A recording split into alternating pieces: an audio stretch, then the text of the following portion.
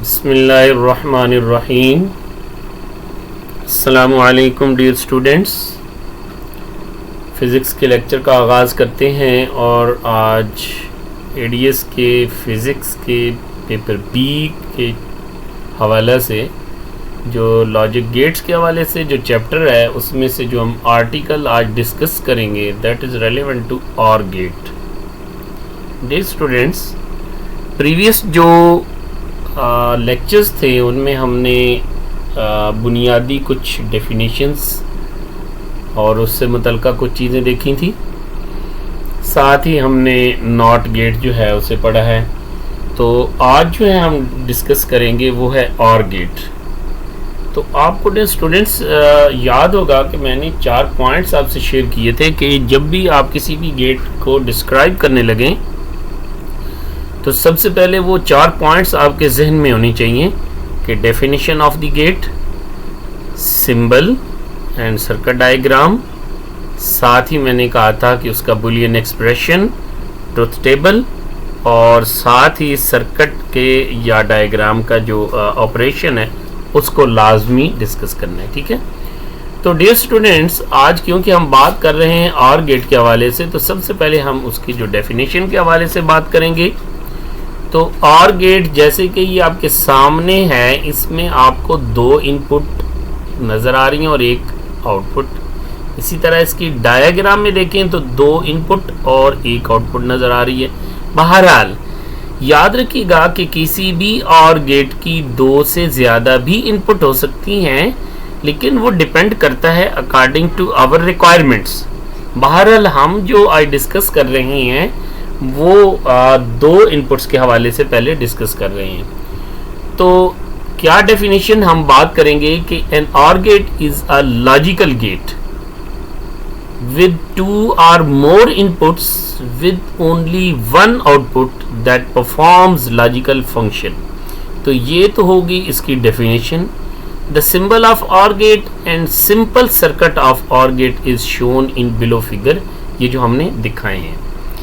तो जो next step है वो हमने बात की थी कि डेफिनेशन के बाद हम उसकी डायग्राम्स और फिर हम नेक्स्ट स्टेप में क्या है उसका बुलियन एक्सप्रेशन। तो मैंने यहाँ पे लिखा है a plus B that is equal to y। यहाँ पे ये जो प्लस का निशान है ये बेसिकली बुलियन एक्सप्रेशन जाहिर करता है किसी भी और गेट के हवाले से। तो वही चीज़ मैंने यहाँ पे नीचे मेंशन की है, the plus sign in Boolean expression refers to logical OR function, यानी ये लॉजिकल और फंक्शन को जाहिर करता है ये जो प्लस इसके दरमियान में। It doesn't mean that simple addition, इसका को वो मतलब नहीं है कि ये सिंपल एडिशन है, ये क्या है बुलियन एक्सप्रेशन फॉर द और लॉजिकल फंक्शन के लिए ये इस्तेमाल होता है।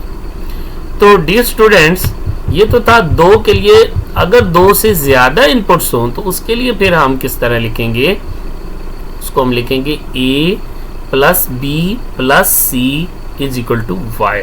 और ये कितने इनपुट्स के लिए, ये 3 इनपुट्स के लिए। तो मैंने दोनों के हवाले से टेबल भी यहाँ पे नीचे मेंशन किए हैं।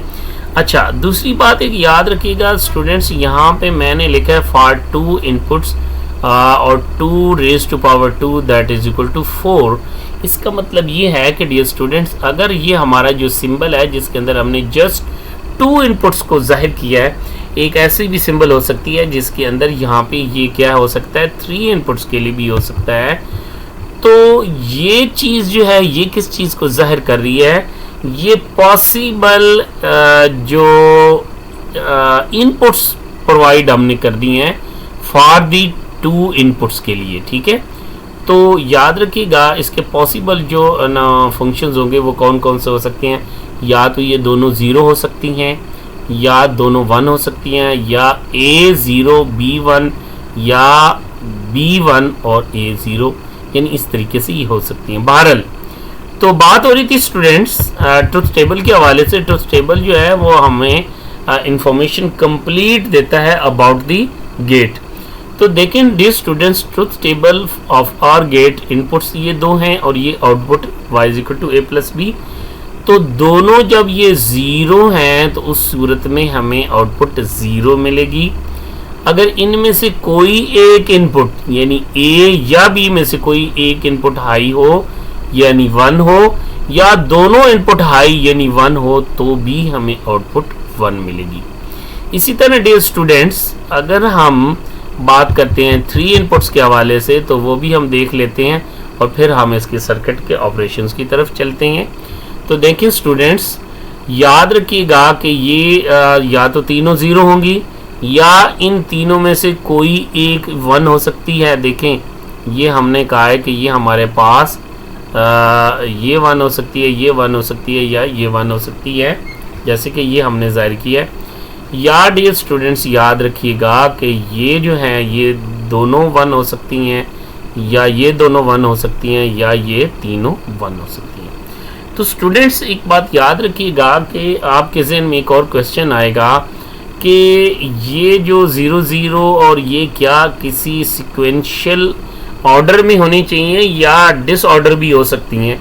तो डियर स्टूडेंट्स, इनको सिक्वेंशियली ही लिखना बेहतर होगा। अगर ये तीनों 0 0 हैं तो इसका मतलब ये है कि तमाम इनपुट्स 0 हैं। अगर ये 2 0 और ये 1 है तो इसका मतलब है कि हमारी बाइनरी इनपुट जो है वो 1 है। और अगर ये 1 0 है तो अगर इसको हम कन्वर्ट करते हैं डेसिमल में तो इसका मतलब है 2, इसका मतलब है 3, इसका मतलब है 4, इसका मतलब है 5, इसका मतलब है 6 और इसका मतलब है 7।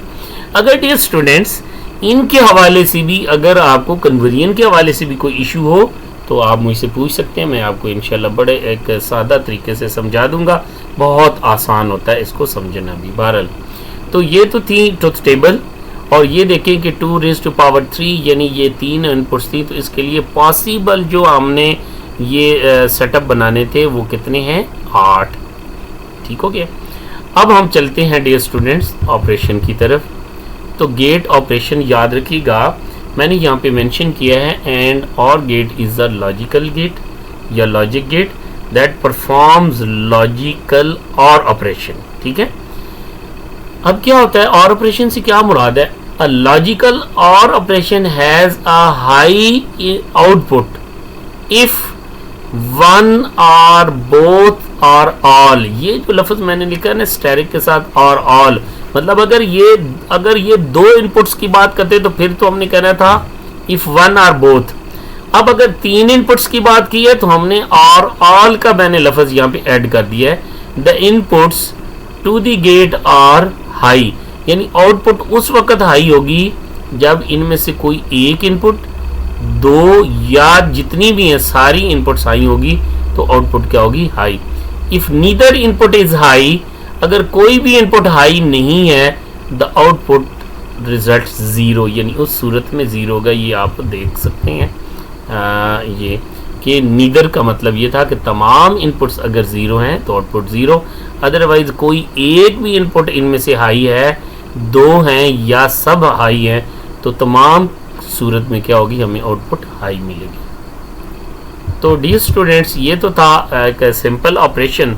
अब हम देखते हैं कि थ्रू ट्रांजिस्टर, इसको एक और नाम भी देते हैं डियर स्टूडेंट्स, इसको हम नाम देते हैं TTL logic circuit, transistor logic circuit. बहरहाल, तो डियर स्टूडेंट्स, बात हो रही थी the OR gate can also be realised by using transistor. हमने इसके अंदर ट्रांजिस्टर इस्तेमाल किए और ये तमाम की तमाम ट्रांजिस्टर जो नज़र आ रहे हैं डियर स्टूडेंट्स, इससे पिछले लेक्चर में भी मैंने बताया था कि ये तमाम के तमाम NPN ट्रांजिस्टर हैं। ये कौन से हैं? NPN, यानी जिनकी ये एरो बाहर की तरफ होगा वो NPN ट्रांजिस्टर कहलाएंगे। अच्छा, अब स्टूडेंट्स देखें कि बात हो रही थी the OR gate is referred to as the transistor OR gate, और हम इसको ट्रांजिस्टर OR गेट के नाम से मौसूम करेंगे। और इसके अंदर 2 inputs such OR gate is shown below, और 2 इनपुट्स वाला जो OR गेट है वो मैंने यहाँ पे आपको विजुलाइज करवाया है। अब स्टूडेंट्स, इस सर्किट को ज़रा समझने की कोशिश करें कि हम बात कर रहे थे कि इफ ए यानी इनपुट ए और input B both are given with 0 volt. अगर 0 वोल्ट है तो इसका मतलब क्या है कि ये लो है। ये क्या है? लो है। Both of the transistor are in off condition, तो अगर ये यहाँ पे भी बाइसिंग नहीं हो रही, यहाँ पे भी बाइसिंग नहीं हो रही, तो दोनों ट्रांजिस्टर क्या है, कट ऑफ हालत में होंगे। तो वही यहाँ पे मैंने मेंशन भी किया है, both of the transistor are in off condition, hence supply voltage plus V will not get path to through ground either of the transistor T1 और T2, यानी कि ये जो प्लस 5 वोल्ट है ये यहाँ से इस तरह ये पाथ कंप्लीट ना इसका हो रहा है और ना ही इसका हो रहा है। Clear? As a result base of transistor T3, ये जो T3 है will get enough potential to make it on, लेकिन ये जो है ये इतना यहाँ से ले लेगा पोटेंशियल ताकि ये ऑन हो जाए। अगर ये ऑन हुआ तो इन दैट कंडीशन क्या होगा, supply 5 volt will get path, तो इस सूरत में ये इसको एक पाथ ये कंप्लीट हो रहा है ground through resistor R prime, जिसको मैंने लिखा है ये इसके जरिए मैंने बताया ना कि ये जो था ये तो इधर आ रहा था, लेकिन ये जो पाथ कंप्लीट हो रहा है ये जो है ये बेसिकली इसके लिए जो इनफ पोटेंशियल देने के लिए ये आर है। लेकिन ये जो अगली बात हमने की है ना कि will get the path to the ground through resistor R prime, ये इसके जरिए पाथ कंप्लीट करेगा। क्लियर? अब जब स्टूडेंट्स ये कंडीशन हो जाती है तो उस सूरत में इसने बिहेव क्या करना है, इसने बिहेव ऐसे करना है कि as the transistor T3 is on, इसकी बाइसिंग आर थ्रू, इसकी बाइसिंग हुई, ट्रांजिस्टर ऑन हुआ, तो ये प्लस 5 वोल्ट ने ये पाथ कंप्लीट किया। तो इस सूरत में ये ऑन हुआ है, तो as the transistor T3 is in on condition it will behave as ideally short circuit. तो ये एक आइडियली शॉर्ट सर्किट हमें बता रहा है कि जब यहाँ से स्विचिंग हो गई तो ये सारे का सारा पाथ हो गया, तो ये सारे का सारा पाथ सॉरी जो वोल्टेज यहाँ से फ्लो होने शुरू हो जाएगी। ठीक है, current. Hence the entire supply voltage plus 5 volt drop across the resistor R prime, यहाँ पे ड्रॉप होंगे, एंड Y टर्मिनल, ये जो Y टर्मिनल है ये जो आउटपुट वाला नोड है विल गेट 0 वोल्ट, तो यहाँ पे क्या मिलेंगे हमें 0 volt. In practice transistor T3 will not be ideal short circuit, लेकिन याद रखिएगा कि इसको आइडियल शॉर्ट सर्किट हम नहीं कह सकते। ठीक है, it will behave as some voltage drop across it will be around 0.6 to 0.7 volt. यहाँ पे कुछ ना कुछ ड्रॉप है, वो है 0.6 to 0.7 volt. This voltage will appear eight node Y, और ये वोल्टेज यहाँ पे जाहिर होंगे, एंड दिस 0.6 और 0.7 volt is consider as a logical zero, क्योंकि इस सूरत में जो TTL में 0.6 या 0.7 वोल्ट को हम 1 में नहीं ले जा सकते। ठीक है, तो इस सूरत में भी हमें क्या है, 0 ही मिलेगा आउटपुट की सूरत में, जो कि हमने लॉजिक सिग्नल की बात की हुई है। ठीक है, बात समझ आ रही है? फिर मैं रिपीट कर रहा हूँ डियर स्टूडेंट्स, इस आर के जरिए ये ट्रांजिस्टर ऑन हुआ, यहाँ से ये पाथ कंप्लीट हुआ, तो ये एक आइडियली हम कहेंगे शॉर्ट सर्किट है, बट ऐसा प्रैक्टिकली नहीं है। कुछ ना कुछ यहाँ पे वोल्टेज ड्रॉप है, वो वोल्टेज ड्रॉप कितने हैं, राउंड अबाउट 0.6 to 0.7 वोल्ट, और वो यहाँ पे शो होते हैं। लेकिन हमने जो कंडीशन लगाई हुई है कि 0 और 1, तो उसके लिए क्या है कि हमारे लिए मिनिमम ग्रेटर देन 2 वोल्ट हो तो फिर हम उसको 1 में कंसिडर करते हैं, अगर लेस देन 2 वोल्ट हो तो वो 1 कंसिडर नहीं होती। जैसे कि शुरू वाले लेक्चर में मैंने 0 और 1 फॉर्म की जो बात की थी, हाई और लो की बात की थी, ऑन और ऑफ की बात की थी, तो उस सूरत में ये कम है, इसकी वजह से ये 0 ही कंसिडर होगा। क्लियर? अब देखें डियर स्टूडेंट्स, अगर हम बात करते हैं कि हमारे पास if the base terminal either of the transistor, यानी कि A या B में से कोई भी, उनकी बात हम कर रहे हैं, उस पे क्या करते हैं, given with the plus 5 volt, या इस पे दे देते हैं या इस पे दे देते हैं। तो प्लस 5 वोल्ट का मतलब यह है कि आपने 1 हालत में इसको कर दिया। किस में किया है? 1 हालत में, जैसे कि ट्रुथ टेबल में है 0 और 1, उसकी बात कर रहे हैं। द रेस्पेक्टिव ट्रांजिस्टर, या ये इसको पाई दिए, ये या इसको, या दोनों की बात कर रहे हैं, as both will be in on condition, या ये दोनों पे +5 +5, In that case, supply voltage plus 5 will get the path to ground through either of the transistor or both. अगर इस पे 5 दी है तो इस सूरत में ये यहाँ से होते हुए इधर आ जाएंगे. अगर इस पे 5 दिए तो ये भी स्विचिंग हुई तो इस सूरत में भी यहाँ ग्राउंड हो सकते हैं. अगर दोनों पे दिए तो दोनों वर्क करेंगे. ठीक है. अब होता क्या है, as a result current starts flowing to the ground from supply through this path, यानी इन दोनों पाथ के जरिए. ठीक है. And the entire supply voltage will drop across the resistor R, और ज्यादा से ज्यादा जो ड्रॉप होगा वो यहाँ पे हो जाएगा. ठीक है. So the base of the transistor T3 will not get sufficient potential to make the transistor T3 on. उस सूरत में ये वाला ट्रांजिस्टर ऑन अब नहीं होगा. Hence entire supply voltage will appear eight Y. तो उस सूरत में जो वोल्टेज होंगे यहाँ पे अपीयर होंगे, एंड Y ये becomes as a high logical state, जिसको हम लॉजिकल 1 कहते हैं. क्लियर. तो डियर स्टूडेंट्स, हमने शुरू में जब बात की थी तो हमने ये कहा था कि या तो ये सारे ज़ीरो होंगे तो यहाँ पे आउटपुट ज़ीरो मिलेगी. अगर इनमें से ये 1 है, ये 1 है, ये दोनों 1 है, या 3 है, तीनों 1 है, तो उस सूरत में हमें आउटपुट 1 मिलेगी. तो वो यही चीज़ हम यहाँ पे शो करवा रहे हैं. क्लियर. तो डियर स्टूडेंट्स, ये था हमारा आज का जो लेक्चर और गेट के हवाले से. तो डियर स्टूडेंट्स, अब नेक्स्ट जो है उसमें हम इंशाल्लाह डिस्कस करेंगे